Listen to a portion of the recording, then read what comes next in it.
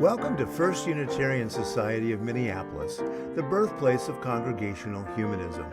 We carry on that tradition of free thought today, dedicated to promoting a free search for truth, meaning, and justice. Our web address is firstunitarian.org. I'm David Breeden, Senior Minister. Welcome.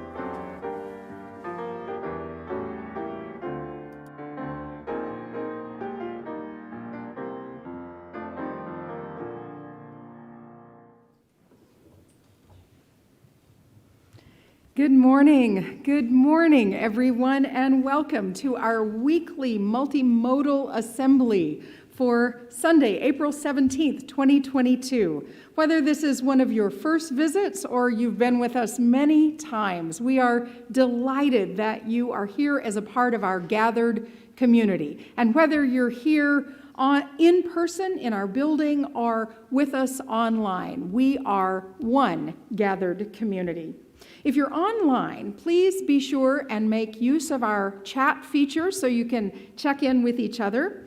And for those of you in the building, we hope you've kept your coats with you, because after the assembly today, we're all going to recess immediately after the assembly over to the park next door for a brief water ritual, and then we'll come back for some Earth Day activities. There will be more information about that later. Next Sunday, April 24th, will be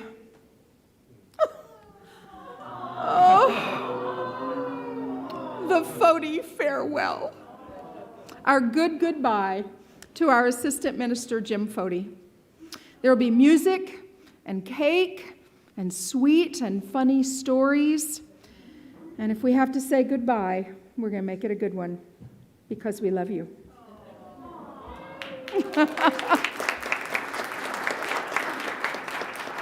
I want to say a welcome to our band this morning, in addition to our interim music director, Ted Olson. We have, yay, Ted Olson. We have Dale Alexander on drums. Glad to have you back again. And Jacob Mullis has moved from the back of the house to the front of the house.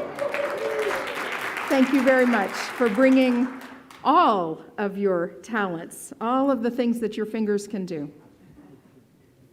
Our theme this month is awakening.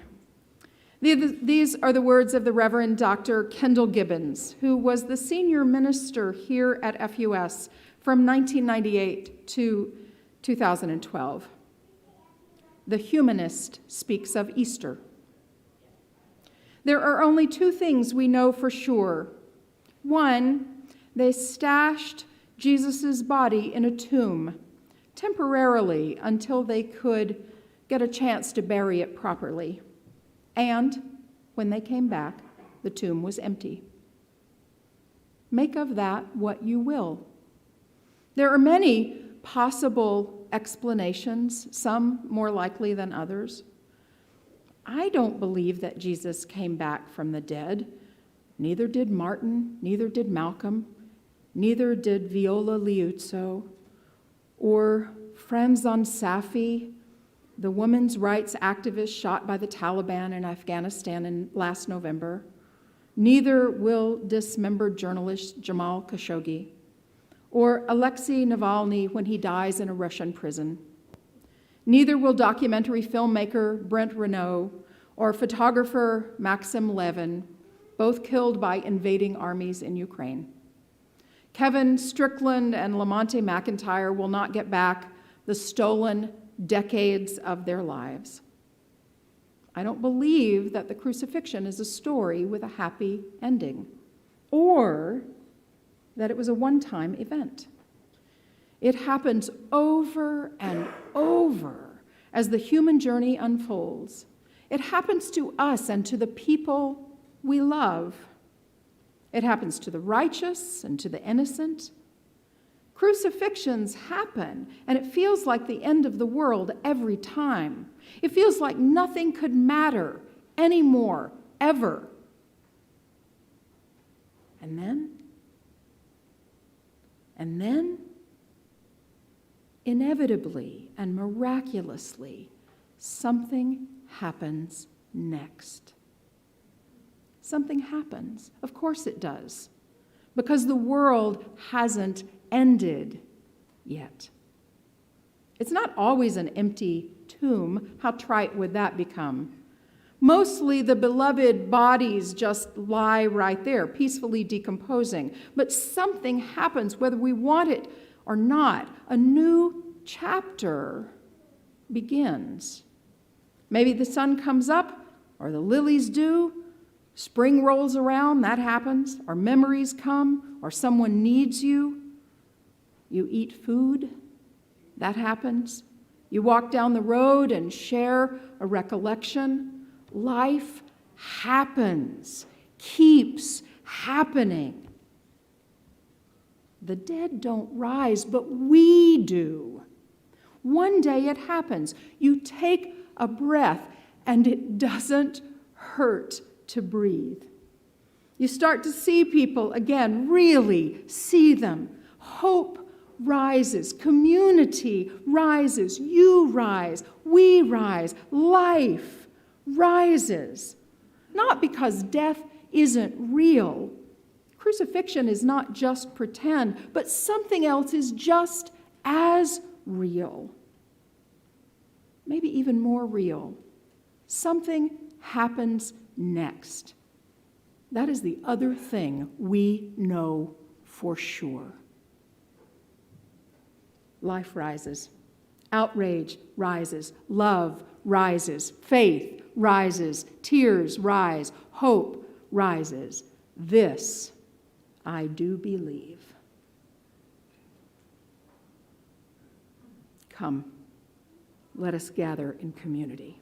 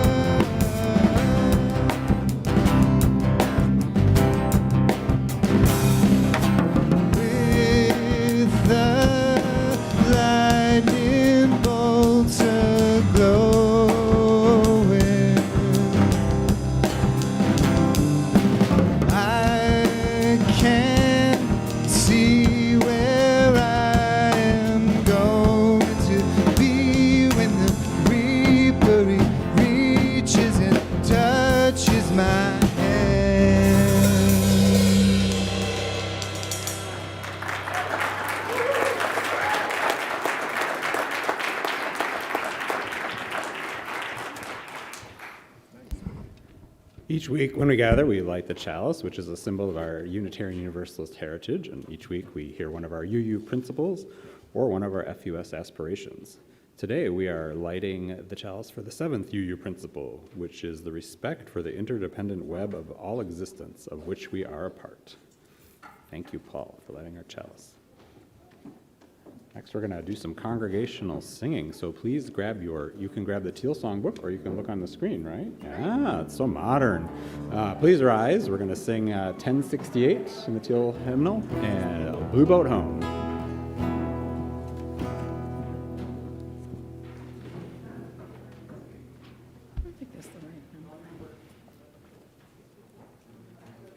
I think it's the wrong number, isn't it? What number is it? 1064. That's not going to still slow up the band.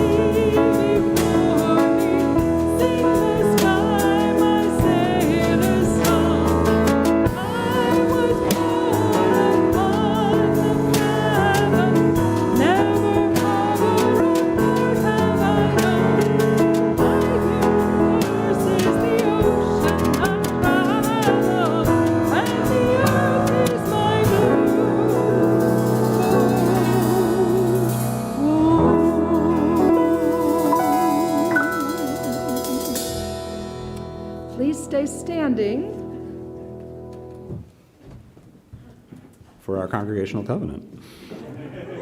Love is the spirit of this place, and service its law. This is our great covenant, to dwell together in peace, to seek the truth in love, and to help one another. Please be seated.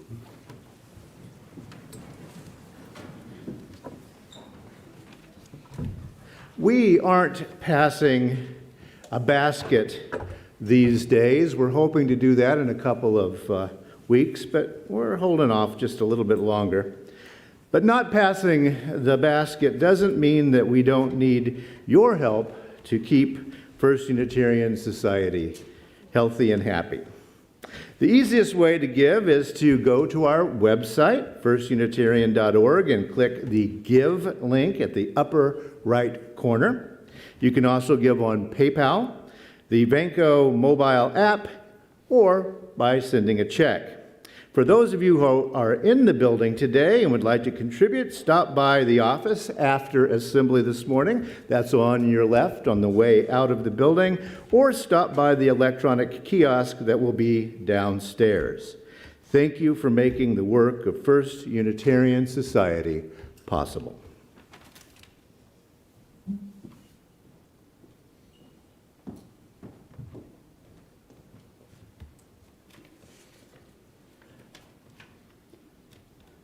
On Sundays when we gather, we take a few minutes to reflect on the joys, sorrows, and milestones of the human experience. We do this so that we stay in touch with our own humanity. We do this to remind ourselves of the value of a moment of stillness. And we do this so that no one among us is alone, either in celebrating joy or in facing the burdens of life. This morning, we hold in our thoughts FUS members Jean and Anita Martinez as they grieve the sudden loss of Jean's brother, Ron Martinez. Ron died unexpectedly of a heart attack on Tuesday at his home in Arizona at the age of 68. After a career as a civil engineer, Ron retired a few years ago and stayed active, playing golf, going to the gym, and doing yard work. He was not known to have any major health conditions. He was married to his wife, Susie, for more than 30 years, and Jean describes him as a wonderful and supportive big brother. Jean and Anita will miss Ron tremendously, and we extend our condolences and support to them at this time of shock, grief, and remembrance. Also this morning, we send our good wishes to FUS member Mary Ann Lundquist. Mary Ann is healing at home after rotator cuff surgery on Friday. Her husband John reports that the surgery went well and Mary Ann is on the road to wellness. We offer our support and wish Mary Ann a full and swift recovery. We now take a moment of silence to reflect on all the challenges and heartbreak going on in our lives and in our world. And we think with gratitude of all those who are living lives of justice, service, and compassion. Let us now share a moment of silence.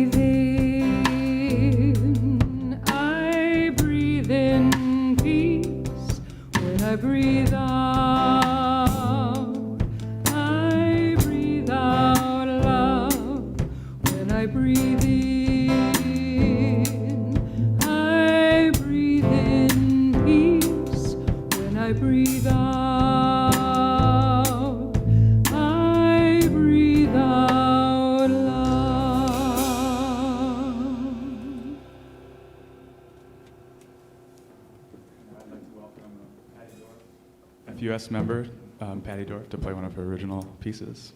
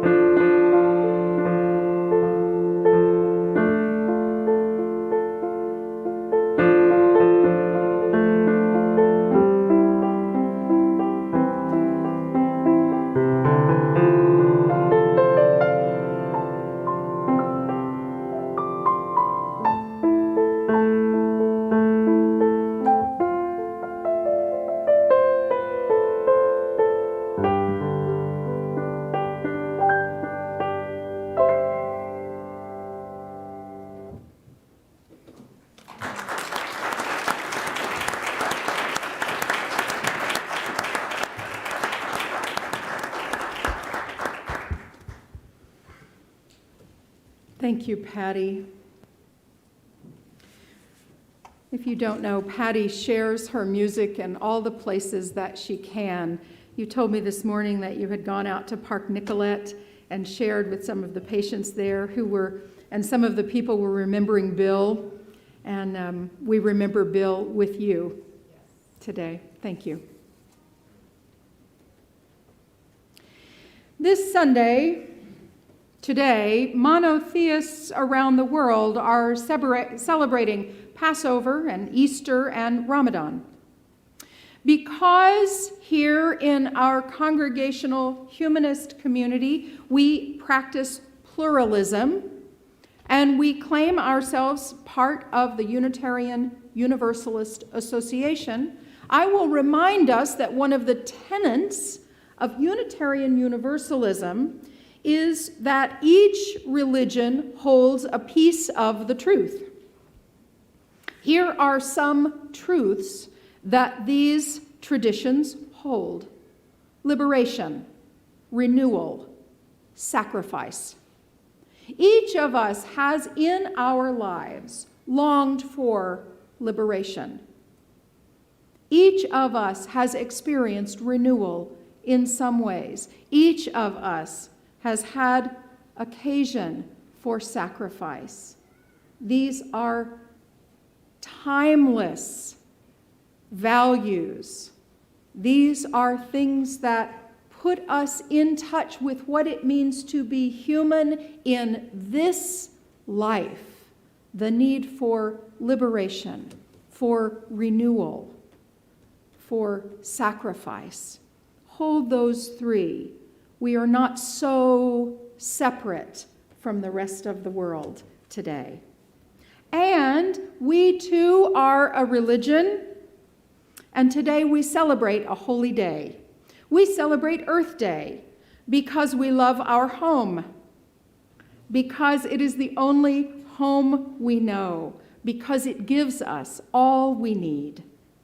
To be a religion means that we are bound together by covenant, by care of one another, by shared values and commitments, by some common goals.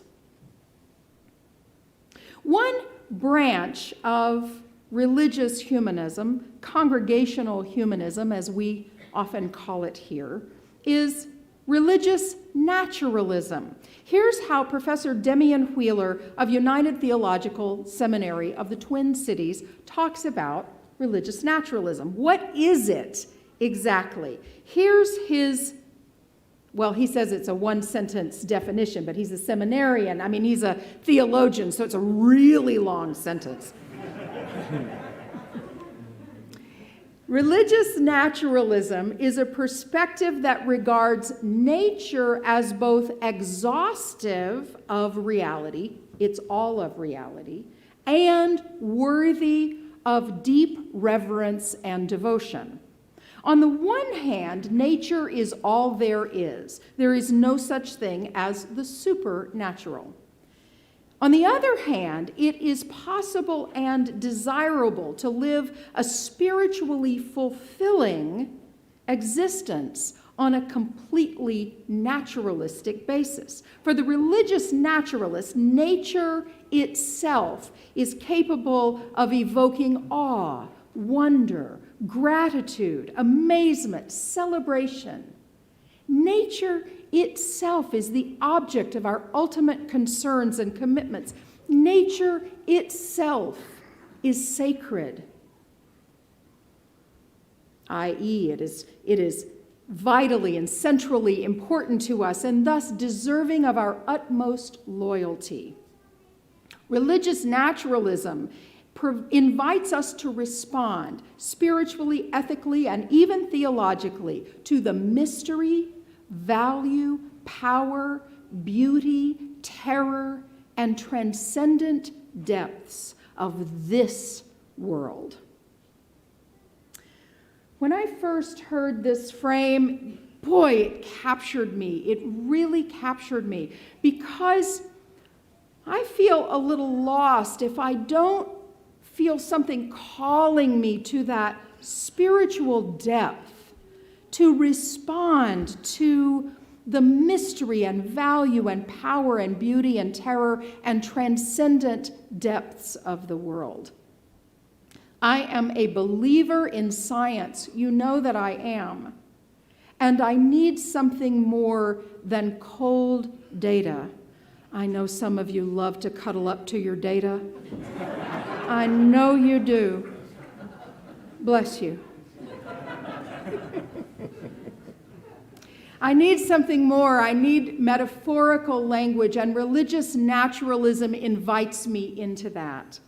It is this frame that I take with me into places like our recent Be the Spark training.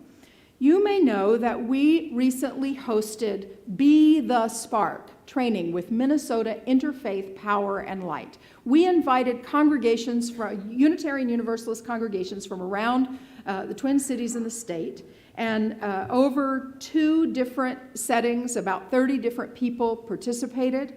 It was marvelous. 3 or 4 different congregations. We made connections with different congregations. And by we, I mean led by the First Unitarian Society Climate Justice Team. And let me just stop for a moment and let's have a hand for our Climate Justice Team.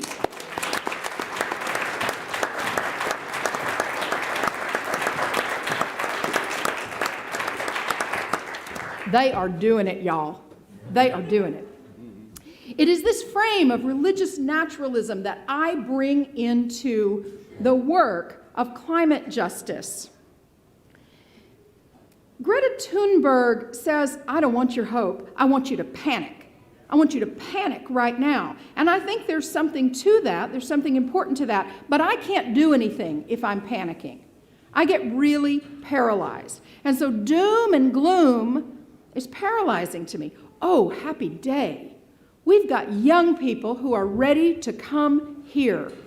Y'all, I knew it was going to be a little improv-ish at this moment. And so, young people, I'm going to invite y'all to come on in. And we're going to get a little traveling music. And y'all can just come on in. Come right up here to the front.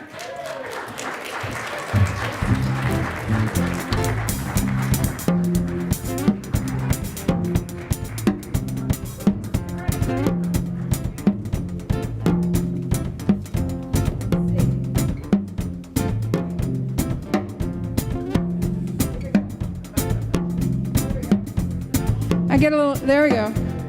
Oh, excellent. Good morning. Hey, we knew that was going to be a little, we didn't know exactly what was going to happen. Thank you. See what we can do here? Hey, did y'all have a candy hunt this morning? Did everybody get some candy? Was it pretty good? Did you get enough candy? No. That was... You got 2 giant lollipop. Sugar rush. 1 giant Tootsie Roll and 2 little Tootsie Rolls. I also got 1 giant Tootsie Roll. Also another giant Tootsie Roll. Anybody else want to? And a lollipop. Oh, I love it that people have got... Oh, that's so great. Well... A Tootsie Roll flavored lollipop. We have not lived. Well, thank you for coming in here this morning. I'm going to step right down here. Bob, you got me? We good? We don't know how it's all going to work out. Good morning. Well, today is a very special day here at FUS because we are celebrating Earth Day. And so in a little while, a special thing is going to happen. So I want to tell you a little bit about what's going to happen, and then I'm going to tell you about a song, and then I'm going to teach you a song. I teach all of us a song in a few minutes, okay? So what do you know, if anything, about Earth Day or why we celebrate it? What do you know about Earth Day? Anything? Okay, that's fine. If I asked them, they'd come up with silly things to say. They might not know either. Earth Day is a day that we celebrate our home, right? Do you know that the Earth is a planet and it's our home? Have you ever lived on a different planet besides Earth? No? You have? How'd you do that, Ada? You just got moved onto one? Did you come back to Earth?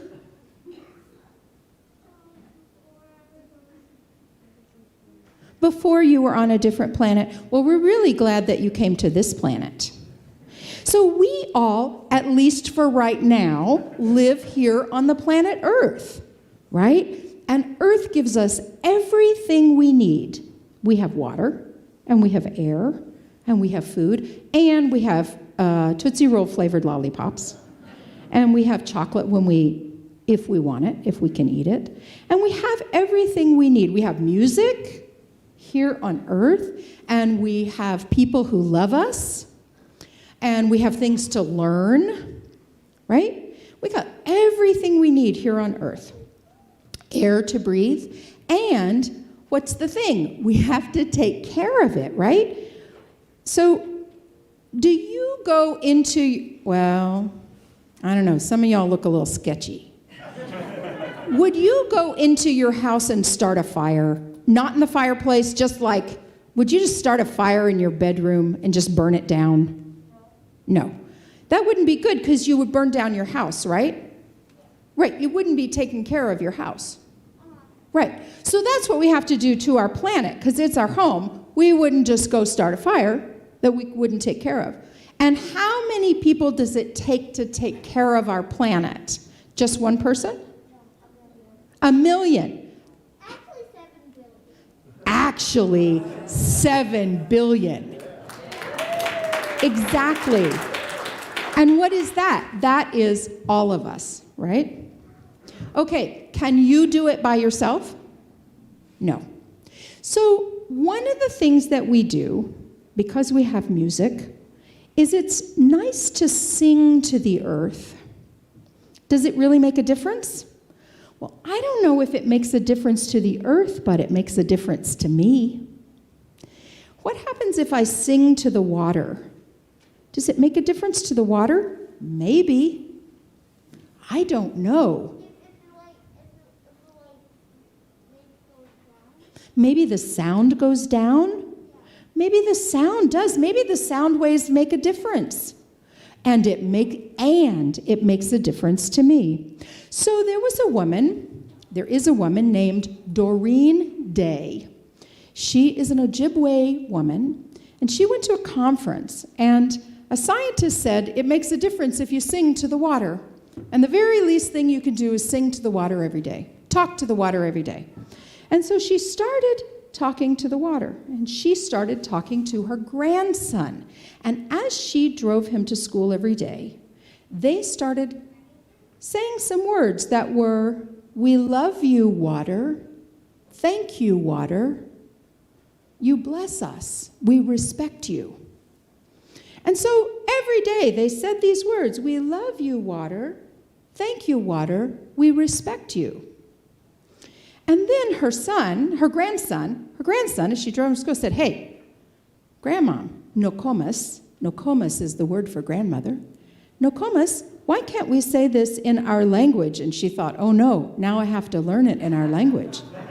And so she went to his Ojibwe language teacher and said, "Can you write it out for me?" And the language teacher did, and they said it every day in their language. And then the grandson said, "Hey, what if we sing it?" And they started singing it, and they sang it every day. And then the grandson said, "What if we sing it, we teach everybody else to sing it, and everyone on the planet could sing this song?" And so they taught it. And I was in a place one time where they taught it to me. And they said, "Teach it to everybody," and I thought that meant teach it to you and teach it to you. So we're going to learn it right now. Bob's going to put a slide up on the screen, And if you young ones want to turn around so you can see it, and I'm going to sing it a few times. I'm going to just start singing it, and I'm going to use my hand to kind of give you the pitch. And when you feel like you can sing it, come in and join me. We're also going to sing this outside during our water ceremony. Nibe gizage igo gimigwichue nimigo gizowe nimigo nibe gizage igo gimigwichue nimigo gizowe nimigo nibe gizage igo gimigwichue nimigo gizowe nimigo. Once more now. Nibe gizage igo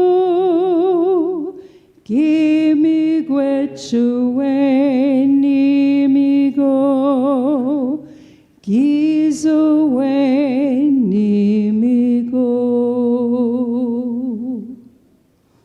How beautifully you sang that. How beautifully we sang that lullaby, that sweet song to water.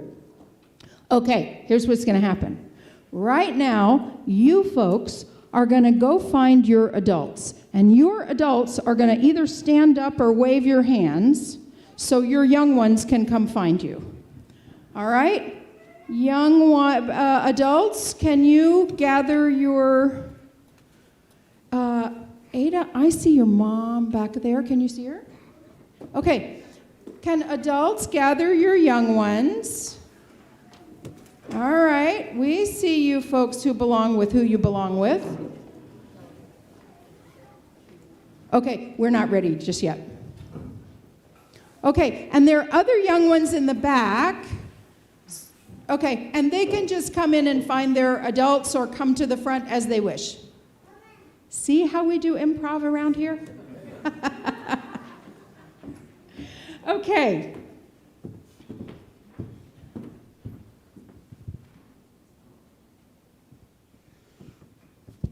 Oh, I had so much more to say.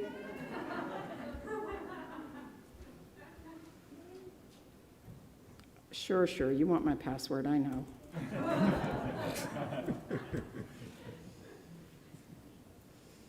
There we go. Not doom and gloom. Doom and gloom doesn't work for us. If doom and gloom had worked for us about the climate, it would have worked by now. In the same way that being hard on yourself, if that was going to work, it would have worked by now. Right? Doom and gloom is not going to work for us. Hope and love and working together is what works. It's what is going to work for us and how we know how to work together. It's what leads us to liberation and to renewal and helps us live with the sacrifices that we will need to make. So here's what's going to happen next. In a few moments, the band is going to play a song, and we're going to learn the chorus, and we're all going to sing the chorus together. And at that point, Catherine's crew is going to exit. You know who you are. All right? In a few minutes, and I'll go like that. Okay? We'll all sing that song. At the end of the assembly, we're all going to recess out of here over to the park for a brief water ritual with the puppet and the banners, and it'll be brief. We'll sing a couple of these songs that we just sang. Some of you may have gotten a little slip of paper with the lyric on them, but maybe not everyone. And our greeters are going to have some of those by the doors as we exit to go over to the park, and you can share those. After our short ritual, please come back into the building. We've got a couple of tables set up with activities and things to sign up for. If you want to know what you can do for the climate, we've got you. We've got you. We've got activities to sign up for, tree planting and getting involved with our bike rack project, and information about the statewide climate call with Senator Tina Smith, super important, coming up. Also hot cider. So be sure and come back after our short ritual, all right? That's what's going to happen next. I'll close with these thoughts from Jane Goodall. The climate justice team read her book, The Book of Hope, this year, and she says she has 4 reasons for hope. And these have lived with me. Boy, I hold on to these. They fuel my religious naturalism. They fuel my desire to be in this community and working with you. The amazing human intellect, the resilience of nature, the power of young people, and the indomitable human spirit. That's us. May it be so.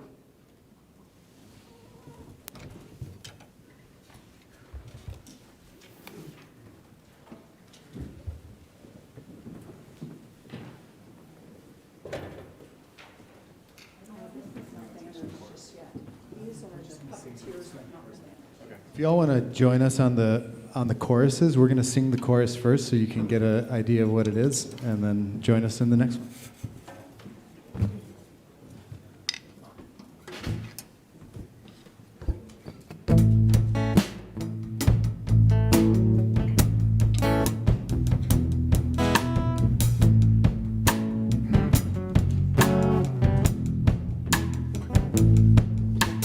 Water heal my body, water heal my soul. When I go down to the water, by the water I feel whole. The river is a healer, the river is a sage. The river knows no end and the river feels no age. The river is a leader every single day. It's living in the moment and it always finds a way. Oh, water heal my body, water heal my soul. When I go down by the water I feel whole. The river calls me over, it's calling out my name. In the day and in the nighttime I hear that river all the same. It's calling me over, it's calling out my pain. Oh, the river gathers tears just like a river gathers rain. Oh, water heal my body, water heal my soul. When I go down to the water, by the water I feel whole. The river is a traveler, always on the go. A river never worries if it's fast or if it's slow.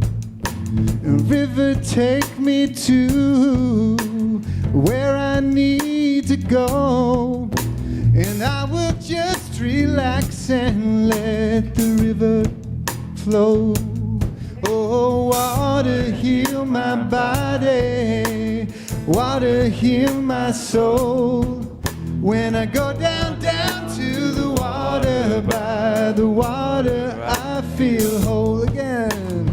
Water heal my body, water heal my soul. When I go down, down to the water, by the water, I feel whole. When I go down, down to the water, by the water, I feel whole.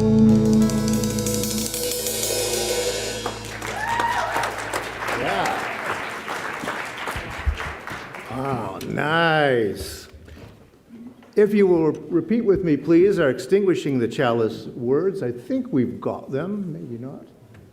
In which case, maybe you have. Yeah, there we go. We extinguish this flame, but not the light of truth, the warmth of community, or the fire of commitment. All of these we carry in our hearts and in our minds until we are together again.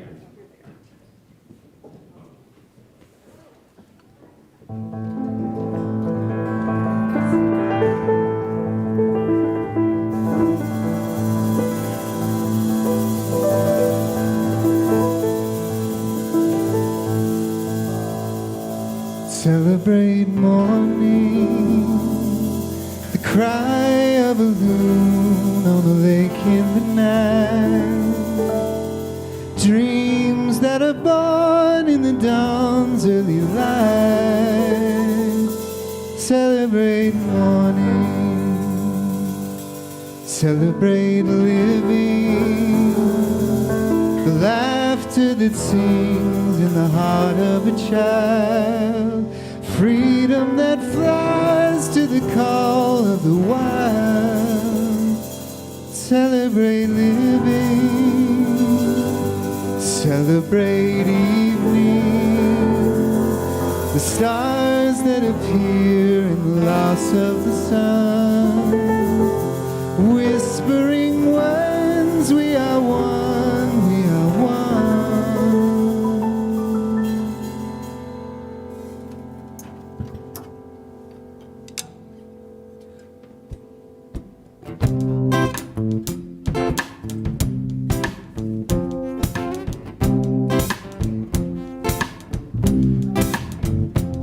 Celebrate Earth Day every day.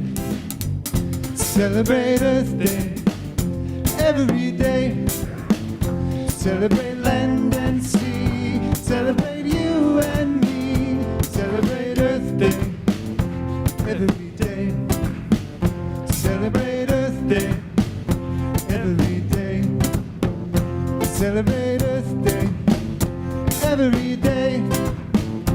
Celebrate land and sea. Celebrate you and me. Celebrate Earth Day every day.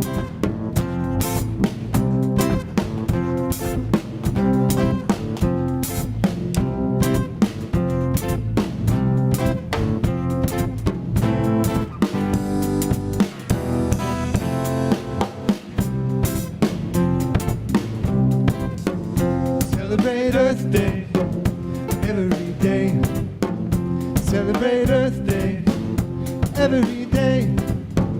Celebrate land and sea. Celebrate you and me. Celebrate Earth Day every day. Celebrate Earth Day every day. Celebrate Earth Day every day. Celebrate land and sea. Celebrate you and me. Celebrate Earth Day every day.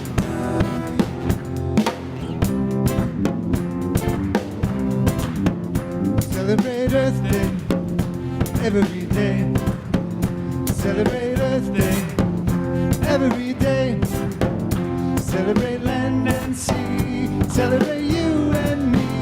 Celebrate Earth Day every day. Celebrate Earth Day every day. Celebrate land and